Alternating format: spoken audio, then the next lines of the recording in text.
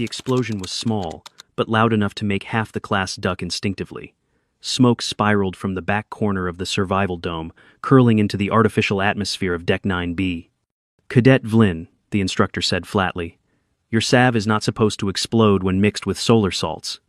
Vlin, a rigid scaled Threntite with orange pupils and too many arms to point blame in just one direction, looked genuinely baffled.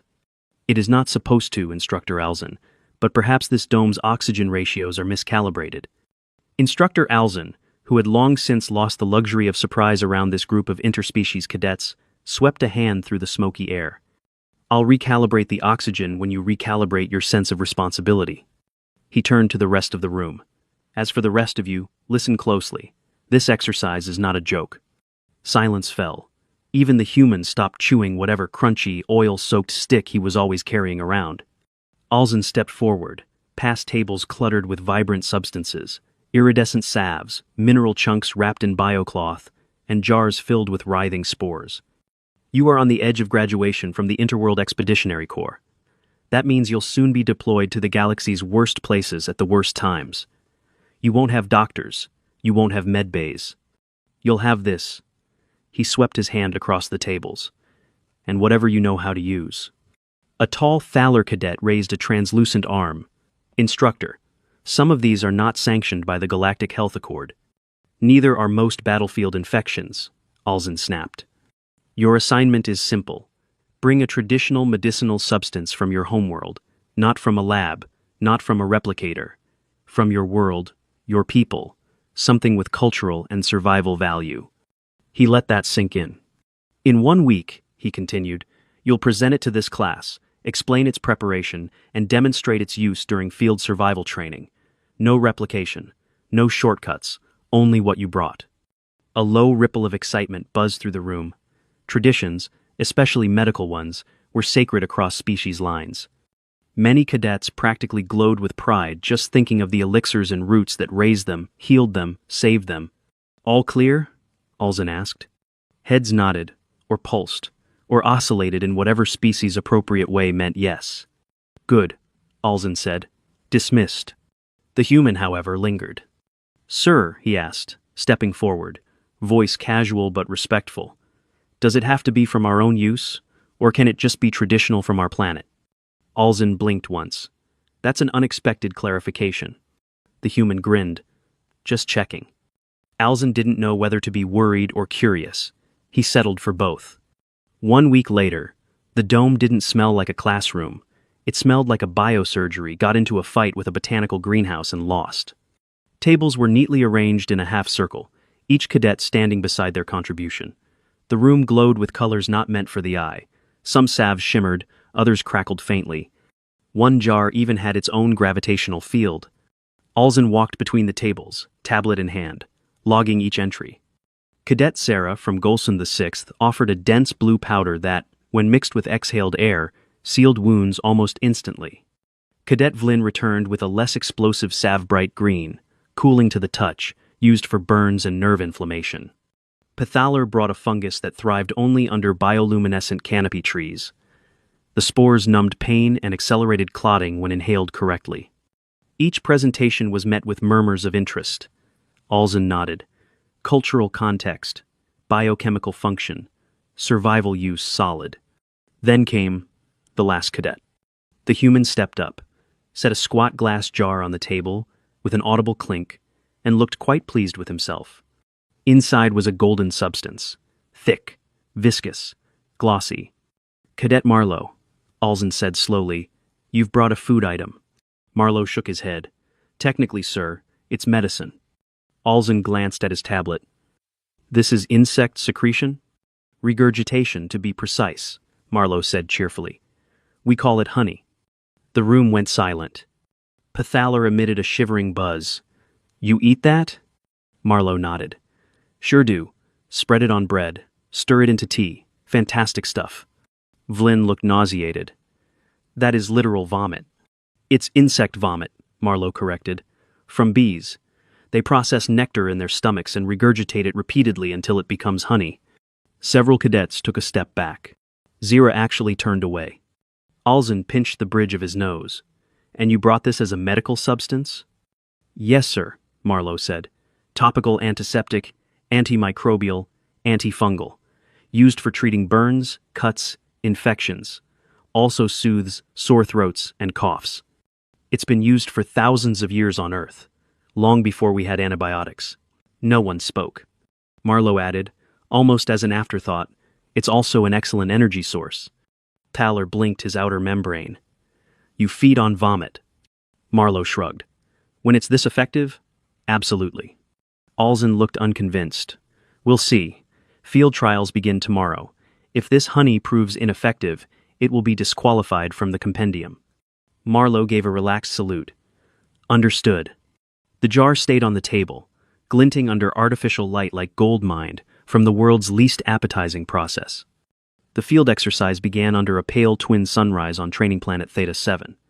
Half forest, half sand, the environment was chosen specifically for how quickly it ruined confidence. 12 hours in, Vlin tripped over a root and scraped his upper joint on a rock that looked suspiciously sentient. Contaminated wound, Marlowe muttered, crouching nearby. Zira was already applying a thick, mint-scented paste. It will neutralize bacteria within 16 hours. Vlin hissed. 16? Marlowe offered his jar. Or we can try this. Zira narrowed his eyes. You cannot be serious. Dead serious, Marlowe said. He dipped a sterilized applicator into the honey and gently spread it over the wound. Vlin flinched. Sticky, he muttered. It smells like sugar. That's the glucose, Marlowe said. Honey draws fluid out of bacteria, dehydrates them, creates an environment too hostile for infection. No one looked convinced. Still, Alzen approved the dual application, half the wound treated with Zera's paste, half with honey. They camped nearby overnight. By next morning, the difference was clear. Zera's paste had reduced inflammation, but the tissue was still angry red. The honey-treated side was pale pink, moist but clean. Vlin gawked. It worked. Of course it did, Marlowe said, offering coffee that probably wasn't legally coffee. We've been using it since ancient Egypt. I don't know what that is, Zera grumbled, but I hate that it's effective. The second injury happened 2 days later, just before dusk, during a cooking exercise that proved unequivocally that 10 species could burn food in 10 uniquely horrifying ways. Cadet Thaler, ever confident in its 5-tiered sensory apparatus, had leaned too close to a flamejet burner during an argument about spice compatibility. The fuel mixture flared unexpectedly, and a wave of blue fire caught its upper appendage. The dome smelled like burnt seaweed and electrolysis. Thaler let out a low, harmonic whine, its outer membrane already blistering. The gelatinous skin underneath began to swell. Instructor Alzen moved in quickly. Emergency protocol. No internal damage detected. External dermal trauma. Second-degree equivalent. Cadet Zera reached for his paste again. This will suppress the inflammation. No, Thaler said through clenched mandib. Not that. Through clenched jaw membranes. Use the spores. Cadet Zun, a towering Roshari, with fingers like bird bones, stepped forward, shaking out a small pouch. These spores will desensitize the area and trigger cellular quiescence. Pain stops. Healing begins. He blew gently over the wound. A fine mist of blue-gray particles settled on the scorched flesh. Pathalor twitched once, then relaxed slightly. Numbness achieved. It is acceptable. Marlowe was watching from the fire pit. He said nothing, just sipped something bitter and caffeine laden from a metal thermos that had clearly seen things. He waited. And sure enough, 3 hours later, Pathalor began shivering uncontrollably. I can't regulate heat, it rasped. Zun frowned. That is not an expected response. You blew fungus into an open wound, Marlowe said, walking over. Did it occur to you that pain suppression might mask something worse? Pathalor's skin had darkened, not in a healing way. A subtle yellow ring began forming around the wound. Infection. Zun was already dabbing more spores on it. Marlowe gave him a look that made Zun pause mid-dab. I can handle the rest, Marlowe said, kneeling. Thaler hesitated. Then, with a resigned tremble, held out the injured appendage. Marlowe worked carefully. First, he flushed the area with clean water from his kit. Then he used forceps to remove necrotic bits of skin, a task he performed with grim patience. The group watched, equal parts fascinated and appalled. Finally, he dipped a sterile gauze into the golden honey and laid it gently over the wound. "This stuff," he said as he worked, "has what's called low water activity. Bacteria need moisture to grow. Honey doesn't give them any. Plus, it releases hydrogen peroxide slowly enough to kill microbes, not your tissue." He wrapped the gauze with clean bandage strips. "Change this daily. Don't let it dry out." Alzin had watched the entire procedure in silence. "This approach is thousands of years old," you said. "Yup, works just as well now as it did when we still believed thunder came from angry sky gods." Zira leaned in cautiously. "You'd treat burns with sugar?" "Filtered sugar vomit," Marlowe corrected, "from very determined bees." Ziyun made a low, warbling sound that could have meant confusion or quiet horror. By morning, Thaler reported reduced pain without numbness. The swelling had stopped. The yellow ring was gone. The class gathered around as Marlowe carefully unwrapped the bandage. The wound underneath looked clean, no pus, no spreading inflammation, just tender, glistening skin. Alzin adjusted his datapad. "Preliminary recovery trend. Ahead of baseline." "That means faster?" asked Vlin. "That means faster," Alzin confirmed, not bothering to hide his surprise. "Energy readings consistent," Ziyun muttered. "Thermal regulation stabilized. No immune overreaction." "You're welcome," Marlowe said without looking up. Pathaler stared at its own limb, clearly unsettled. "I do not understand how this works. It should be too simple." Marlowe shrugged. "That's the trick, isn't it? Sometimes the simple stuff gets overlooked. But it's processed in an insect's mouth, and then filtered, capped with wax, and stored like treasure," Marlowe said. "Bees are fanatics about contamination. You ever try raiding a hive without gear? You won't make that mistake twice." Ziyun looked genuinely disturbed. "You farm these creatures?" "We partner with them," Marlowe said. "They sting us. We smoke them a bit. Then we steal their food." There was a beat of silence. "That is deeply unethical," Ziyun said. Marlowe snorted. "You put fungus spores into someone's bloodstream. Let's not throw stones." As the days wore on, minor injuries accumulated. Training was meant to simulate rough survival, and the dome didn't disappoint. Vlin developed a foot blister from a poor choice of terrain boots. The honey sealed the raw patch in 2 layers and kept it from tearing further. Ziyun burned his tongue on improperly rehydrated field rations. A honey lozenge calmed the sting and dulled the inflammation. Even Zera, who remained the most vocally skeptical, suffered a mild corneal abrasion during a sandstorm simulation. A honey gel patch applied with great protest kept the eye from drying out while reducing infection risk. Vision cleared within 48 hours, faster than the standard salve. By the end of week 2, Marlowe's jar was half empty. And he'd only brought 1. "This is unsustainable," Thaler said one morning as it watched him prepare another poultice. "Your supply is finite. You brought no replicator." Marlowe looked up. "That's the point of the exercise. 1 jar, 1 chance. Use it wisely." "But this," Pathaler gestured at the gold-amber smear, "this should not work better than our best myco treatments. It's just regurgitated sugars." "Biochemistry doesn't care what it looks like," Marlowe said. "It cares what it does." Ziyun scratched at a scar that was already fading. "What else can it treat?" "Low blood sugar, dry skin, mild burns, diarrhea in a pinch, even sore throats if you stir it into warm water, though that one's more comfort than cure." Vlin leaned closer, fascinated. "Have you used it yourself?" Marlowe nodded. "Burned my hand welding in a backwoods colony once. No medkit, no clinic, just bees and time." Alzin, who had been listening from a distance, finally stepped in. "That's enough anecdotes. Tomorrow, we'll test this properly." Marlowe looked up. "How?" "A controlled injury. Same location, same conditions. One side treated with your substance, the other with standard cadet remedies." Marlowe's gaze hardened. "You want to injure someone for science?" "No," Alzin said flatly. "I'll do it myself." The class stared. "You?" Ziyun said, incredulous. Alzin nodded. "If I expect you all to trust this process, I'll lead it." He held up his forearm. 2 cuts, shallow, 1 on each arm. Let's see what heals first." Instructor Alzin sat cross-legged on the central prep mat, sleeves rolled up past the elbows, expression unreadable. The dome had been cleared for the trial, benches pushed to the walls, recording equipment silently deployed overhead. Every cadet was present.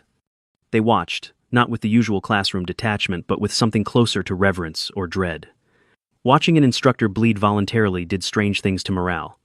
Marlowe stood beside Alzen with his field kit, already sanitized and laid out in sequence. Beside it sat the familiar glass jar, golden and viscous inside. Even sealed, it seemed to glow faintly under the white dome lights. "You sure about this?" Marlowe asked. Alzen didn't blink. "Your remedy has had time to prove itself informally, but a direct comparison is necessary. Equal wounds, equal care, different treatments. We log everything. Then we know." Marlowe hesitated, holding the sterile scalpel. "I'll make it shallow, just enough to stress the skin layers." Alzen nodded once. "Do it." The scalpel touched down on the left forearm, angled and careful. A red line followed, not deep, but clean and even. Blood welled, but did not gush. Alzen didn't flinch. 3 centimeters, Marlowe reported. Dermis exposed. Bleeding normal. No visible foreign matter. Then he repeated the process on the right arm, identical in depth and placement. Zera immediately stepped forward and applied his paste to the left wound with practiced swiftness. A faint minty smell filled the air. It began to solidify, forming a semi-flexible crust.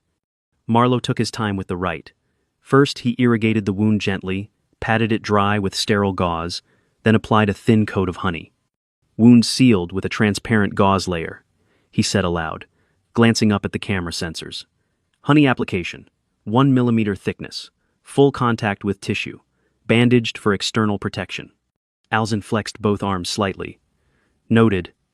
Zayun raised a translucent brow ridge. "And now we wait?" "We observe," Alzen corrected. "Temperature, swelling, pain response, healing progression, every 4 hours, round the clock." Pallor tilted its head. "Even while sleeping?" "You won't be," Alzen said. No one dared argue.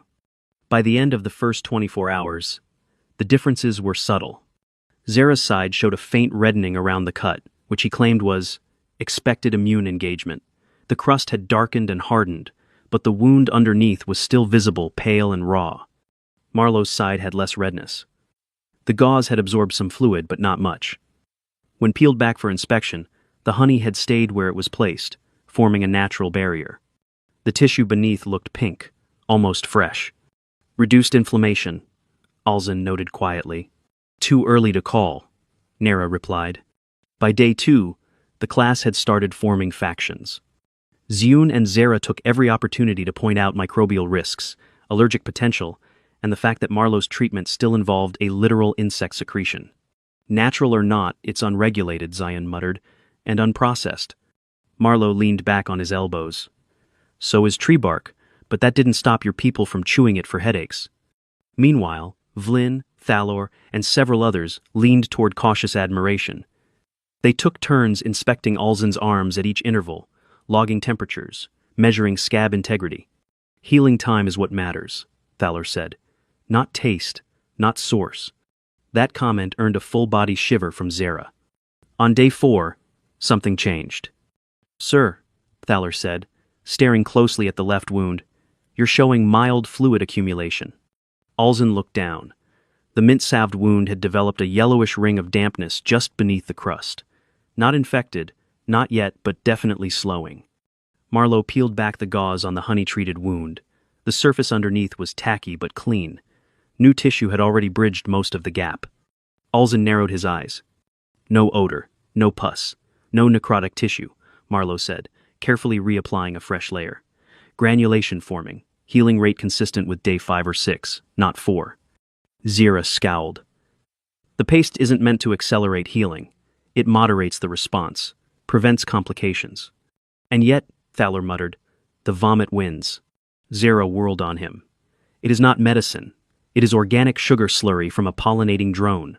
"Sugar with antimicrobial properties," Marlowe corrected, "which we discovered centuries before we understood why it worked.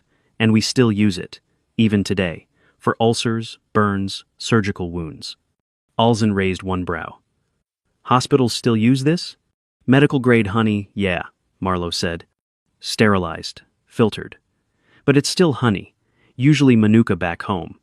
We didn't have manuka bees out here, so I brought wildflower blend. Not ideal, but still functional. Medical grade, Zara said bitterly. So this, he pointed at the jar, is crude. Primitive. Effective, Alzen said calmly. There was no room for argument. By day 6, the contrast was undeniable. The paste-treated wound still had minor redness. The scab had cracked during Alzen's regular training routines and was now slower to close. The honey-treated side, however, had already begun epithelialization. New skin was visible across most of the cut. Alzen stared at his own arms for a long moment. Then he turned to Marlowe. You said this was common? Among field medics? Sometimes. Among old grandmothers? Always. The room chuckled. Even Zara managed a reluctant twitch of his cheek folds. Pallor spoke slowly. It is strange. Your species fears infection, yet treats it with regurgitated food. Trust me, Marlowe said. Nobody wants to get treated with honey. It's sticky, it smells weird, it attracts insects. But in the field, you use what works. Vlin tapped one of his smaller fingers on the table. So if you didn't have antibiotics? This is what we'd use, Marlowe said. This is what we used. For millennia. Zioun stared into the jar like it might blink. Your ancestors trusted this blindly? Nope, Marlowe said. They trusted it because they saw it work. Again and again. Instructor Alzen filed the results 2 days later. Documented. Accelerated wound closure, reduced inflammation, lower fluid retention, and antimicrobial properties confirmed. Side-by-side test indicates superior performance under identical field conditions. He tapped a final note into his datapad. Preliminary classification. Functional traditional medicine, cross-species potential. Inclusion into the Inner World Medical Compendium recommended, pending further trials. Marlowe exhaled and leaned back. I still don't like what it is, Pathalor said, but I respect what it does. Zioun nodded. We misjudged it by origin, not outcome. Even Zira finally said, I would prefer not to touch it, but if wounded again, I would accept it. Marlowe raised an eyebrow. High praise. Alzen stood before the class. We'll now rotate through other treatments in survival scenarios. Your assignment was to bring a medicine that tells us about your culture and works in the field. He looked at Marlowe. Yours did both. 3 weeks after the first demonstration, the final test came not from an assignment or a controlled exercise, but from the planet itself. Theta 7 had been designed for survival training, but its artificial environment still had to follow rules, weather patterns, containment, predictable parameters. That's why when the storm hit, no one was prepared, not even the instructors. It arrived in the early hours, an atmospheric surge that breached containment protocols due to a maintenance lag in the orbital satellite grid. Thunder cracked like breaking metal across the dome's reinforced canopy, and lightning raced across the fake sky with real electricity. The cadets had just broken down camp. No shelters were set, and no one expected a high-pressure front to punch through with hurricane-force wind. Cadet Vlin was the first to go down, pushed by a flying limb from a torn tent pole. He rolled once, twice, and didn't get up. Plalor called out and sprinted through pelting rain, reaching him just in time to see the blood. Vlin's upper left limb had been pierced by the metal puncturing flesh, dislocating a joint and dragging a 20-centimeter tear across the muscle sheath. Blood mixed with mud instantly. Alzen's voice came sharp over the comms. Evac site is under override. Medbay lockdown. Storms interfering with shuttle targeting. You're on your own for now. A beat. Then, stabilize and shelter in place. Marlowe dropped his pack and hit the ground running. Someone get me the trauma wrap, he shouted. Zioun fumbled through his kit, claws trembling, spores already damp and useless from humidity. It's soaked! It won't work then, Marlowe said, kneeling beside Vlin. The wound was worse than it looked. Clean edge, but deep, far too close to the joint's circulatory cluster. Vlin was barely conscious, breath fast and shallow. Marlowe tapped his cheek. Stay with me. Alzen dropped to the mud beside them. I'll hold him. You work. Marlowe nodded once, snapped open his kit, and pulled out the last folded gauze. No more sterilized bandages. Just that, and... His hand went to the jar. Only a third of it remained. And it was wet, the lid slick with rain, but still sealed. He opened it carefully. Even now, the scent was rich, strange, comforting, like burnt flowers and sugar and something almost alien. He used the cleanest gauze patch he had, dipped it in the honey, and packed the wound. "You're sealing it?" Alzin asked. "Temporarily. The honey slows bacterial growth, creates a barrier, but we need to immobilize the limb." Zira, already on his knees, tore off his belt and fashioned a makeshift brace with 2 tent rods. "Use this." They wrapped the wound tightly, then braced the limb and covered it with the storm tent's remaining thermal cloth. Vlin's breathing steadied. "Pain?" Marlowe asked. "Burns," Vlin rasped, "but it's clean." Ploller stared at the blood-streaked honey bandage. "Will it hold?" "It'll buy us time," Marlowe said, "which is what medicine's really for." 3 hours passed before shuttle clearance was restored. By then, the rain had stopped. Vlin's pulse had remained stable. No fever. No spreading redness. The bleeding hadn't resumed. A proper medical team took over once the evac shuttle touched down, but even they seemed intrigued when they peeled back the bandage. "This isn't standard," one muttered. "No," Alzin said. "It's effective. Log it and get him inside." Vlin remained in medbay for 3 days. Recovery would take weeks. The joint had to be reset under anesthesia, and he'd require mobility therapy. But the infection risk? Minimal. He didn't lose the arm, the medic told Alzin later, because whoever packed that wound bought him a buffer. Infection sets in fast on this planet. But this sealed it out. We saw tissue preservation we don't usually get without lab-grade antiseptics. He held up the used gauze, still faintly golden. "This was from bees?" Alzin nodded. "From one of ours, a human cadet." The medic stared at the gauze like it had spoken. "Maybe we've been underestimating them." By the final day of the course, the class had changed. So had the way they looked at Marlowe's jar. No one called it vomit anymore. No one mocked the idea of applying regurgitated nectar to skin. Instead, it sat at the center of the main table, flanked by specimen containers from every other species, fungal salves, mineral powders, mosses, spores, and the human contribution. Still labeled in Marlowe's rough handwriting. Honey, raw, field use. Instructor Alzin stood before them, scar from his test wound barely visible now, voice steady. "This course wasn't about finding the best medicine," he said. "It was about understanding how each species survives with what they have. Sometimes that survival means enduring pain. Sometimes it means trusting what worked before understanding how it worked." He nodded toward the jar. In this case, it meant trusting a golden substance processed by insects, something unassuming, something many of you dismissed. But it kept one cadet from losing an arm. It healed another's burn. It prevented festering when your treatment struggled. Zira looked sheepish but said nothing. "I've submitted the results to the Interworld Medical Compendium," Alzin continued. "Honey Apis mellifera derivative, untreated, has been logged under Earth origin traditional field medicine with Class 2 efficacy and Class 1 availability." There was a long pause. Then Pathalor raised a hand. "Instructor, I wish to inquire about procurement channels. For this honey." Zune raised his as well. "Is there a way to synthesize the enzymes without the bees?" Marlowe laughed, but not unkindly. "Not really. You want honey? You keep bees." Zara looked faintly nauseous. "You choose to live near stinging insects?" "We partner with them," Marlowe said again. "We give them flowers. They give us this." Pallor leaned back slowly. "I would rather be stung than wrong again." After graduation, the class dispersed across deployments. Pathalor was assigned to a cold weather outpost, and weeks later, sent Marlowe a transmission.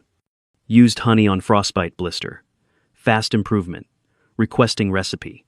Also, how do I stop bees from following me indoors?" Zune's report arrived later. Fungal rot outbreak on agricultural planet. Locals used honey vapor to slow spread, suggesting joint study.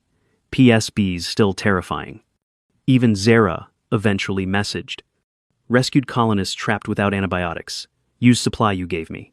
Children recovered fully. Disgusting, but effective. I owe you." Marlowe read them all while packing for his own next assignment. He set the empty jar on his shelf, beside his field knife and his dog tags. There was no ceremony, no celebration. Just a quiet, enduring truth. When survival was on the line, humans didn't care where help came from. They just made sure it worked, even if it came from the stomach of a bug. And now, the galaxy knew that too.